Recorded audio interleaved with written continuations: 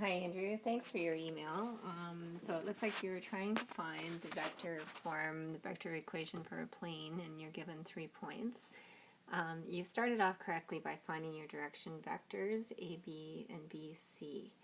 And so I'm assuming that for AB that you have direction vectors 0, -2, and -1.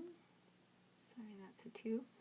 And for direction vector BC, you have -1 and 4 and 3.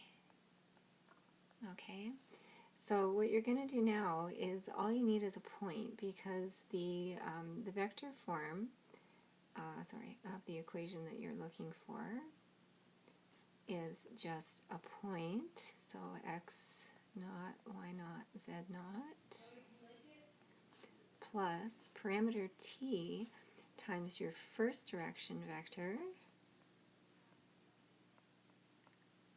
plus parameter s times your second direction vector. And so that's your vector equation right there. And you can see obviously we can turn it into a parametric equation quite easily as well. The only thing that you need to do is fill in any of the points A, B, or C for the point on the vector, on the plane I should say, and then you've got an equation for that plane. Okay, so I hope that's helpful, and if you need more clarification, please don't hesitate to email me back and I'll be happy to help.